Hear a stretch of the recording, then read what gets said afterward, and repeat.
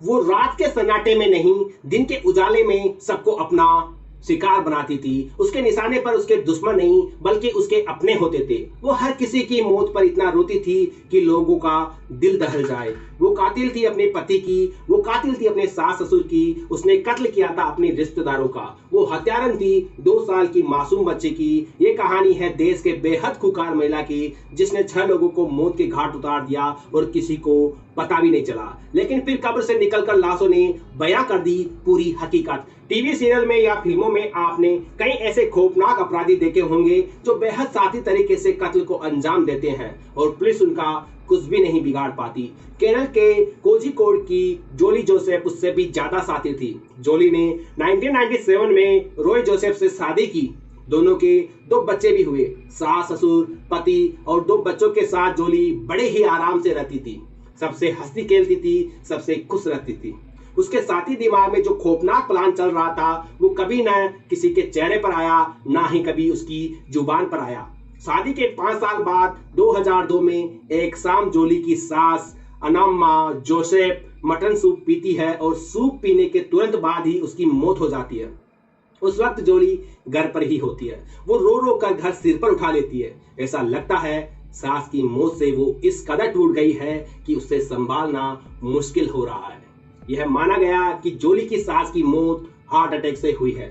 जोली की सास एक रिटायर्ड टीचर थी। वो पूरा घर संभालती थी, लेकिन अब सास की मौत के बाद वो जिम्मेदारी जोली के सिर पर आ गई थी। कुछ साल सब कुछ ठीक चलता रहा। 2008 में जोली के ससुर को भी अचानक खाना खाने के बाद घबराहट होने लगती है। खाना खाने के बाद वो उल्टियां करने लगते हैं और फिर उनकी भी मौत हो जाती है। घर में यह दूसरी मौत थी। माना जाता है कि जोली के ससुर को भी हार्ट अटैक आया था। उस दिन भी घर में जोली अकेली थी, लेकिन किसी को उस पर शक नहीं होता। अब घर में सिर्फ जोली, उसका पति और 2 बच्चे थे। 2011 में जोली के घर में संदिग्ध परिस्थितियों में एक और मौत होती है। इस बार नंबर था जोली के पति रॉय जोसेफ का। रॉय जोसेफ की लाश उनके बाथरूम में मिलती है। बाथरूम अंदर से लॉक होता है, जबकि रॉय के मुंह से झाग निकल रहा होता है। रॉय ने कुछ देर पहले ही कड़ी चावल खाया था। जोसेफ परिवार में संदिग्ध परिस्थितियों में यह तीसरी मौत होती है। इस मौत के बाद रॉय के मामा एम मैथ्यू, जो इनके घर के पास ही रहते थे, रॉय की मौत की पुलिस जांच की बात करते हैं। उनको शक था ऐसे कैसे 3 लोगों की संदिग्ध परिस्थितियों में मौत हो गई। रॉय जोसेफ का पोस्टमार्टम होता है और सामने आता है हैरान कर देने वाला सच। पोस्टमार्टम रिपोर्ट में पता चलता है कि रॉय को जहर दिया गया था, लेकिन किसने, ये सवाल का जवाब पुलिस ढूंढ नहीं पाती। 2014 में एक शाम जोली चिल्लाते हुए सबको सूचना देती है कि मैथ्यू बेहोश हो गए हैं। पड़ोस में रहने वाले लोग उन्हें तुरंत अस्पताल लेकर जाते हैं, लेकिन तब तक उनकी मौत हो जाती है। ये जोसेफ परिवार में चौथी मौत थी और हर बार जोली मौत के वक्त वहां पर मौजूद थी। बावजूद इसके कोई उसका कुछ नहीं बिगाड़ पाता। वो बाहर ही बाहर मौत का गम मनाती है, लेकिन अकेले में वो खुश होती है। तकरीबन परिवार के सभी लोग मारे जा चुके थे।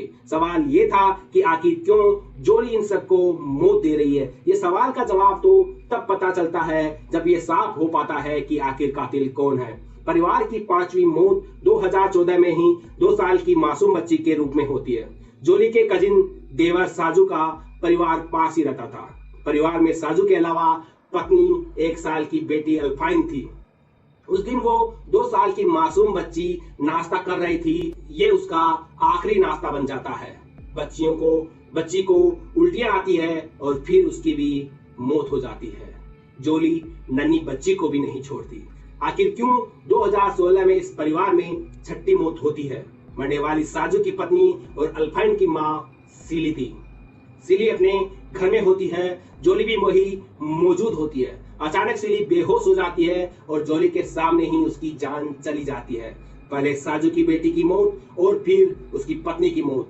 इस गांव में जोसेफ परिवार के लोग एक के बाद एक मरते चले जाते हैं। अब सिर्फ जोली, उसके 2 बेटे, एक देवर साजू रह जाते हैं। 2017 में जोली अपने देवर साजू से शादी कर लेती है। जोली का एक अन्य देवर रोजो अमेरिका में काम करता था। घर में छठी मौत हो जाने के बाद उसे शक होता है वो पुलिस में एक केस दर्ज करवाता है और 2011 में हुए रॉय जेसप केस की फाइल एक बार फिर ओपन हो जाती है। 14 सालों में हुए सभी 6 कत्ल के पीछे का मोटिव खोजा जाता है और मौत की वजह भी। सभी 6 लोगों की कब्र खुदवाई जाती है और लाशों का पोस्टमार्टम करवाया जाता है। इस बार यह साफ हो जाता है कि रॉय जोसेफ समेत परिवार के सभी 6 लोगों को साइनाइड देकर मारा गया था। पुलिस का शक जोली पर जाता है क्योंकि मौत के वक्त वही मौजूद थी। 2019 में जोली को गिरफ्तार किया जाता है। अपने परिवार को खत्म करने वाली इस भयानक महिला के चेहरे पर एक सेकंड नहीं होती। पुलिस के दबाव के बाद जोली आखिर में कबूल कर लेती है कि उसने ही अपने पूरे परिवार को एक एक करके मौत के घाट उतारा। वो बताती है कि यह सब उसने जायदाद को अपने नाम करने के लिए किया। वो घर में अपना रुतबा चाहती थी, इसलिए उसने पहले अपने सास को फिर ससुर को खाने में साइनाइड दिया। इस दौरान उसने फर्जी वसीयत बनाकर पूरी जायदाद भी अपने नाम कर ली थी और फिर अपने पति का भी कत्ल उसने कर दिया। उसके पति के बाद मामा मैथ्यू लगातार जांच का दबाव बना रहे थे और जोली ये सोचती थी कि मैथ्यू की वजह से कहीं उसकी काली सच्चाई सामने ना आ जाए। इसलिए जोली ने उन्हें भी ठिकाने लगाने का प्लान बना डाला और उनके खाने में जहर मिला दिया। जोली के मुताबिक अब कोई नहीं बचा था जो जांच का दबाव बनाता। इसके बाद उसने 2 साल की अल्पाइन और उसकी मां को अपने रास्ते से हटा दिया क्योंकि वो अपने देवर को मन ही मन चाहती थी। वो अपने देवर साजू से शादी करना चाहती थी। हालांकि साजू को जोली के प्लान के बारे में कोई आइडिया नहीं था। वो नहीं जानता था अपनी भाभी के खौफनाक मंसूबों को। केरल की इस सीरियल किलिंग की घटना में जोली जेसप के अलावा उसके 3 अन्य साथियों को भी गिरफ्तार किया गया, जिनमें एक सुनार था। सुनार ही उसे कत्ल के लिए साइनाइड मुहैया करवाया करता था, जिसके बाद वो अपने परिवार वालों के खाने में इसे मिलाकर उन्हें मौत की नींद सुला दी थी। वो शक्ल से इतनी भूरी नजर आती थी कि कोई ये सोच भी नहीं सकता था कि वो कत्ल भी कर सकती है। जोली की गिरफ्तारी के बाद उसके झूठ के कई और मामले सामने आए। वो खुद को पोस्ट ग्रेजुएट बताती थी और कहती थी कि वो एक NIT में प्रोफेसर थी, लेकिन हकीकत में ग्रेजुएशन में 2nd ईयर के बाद उसने पढ़ाई ही नहीं की थी।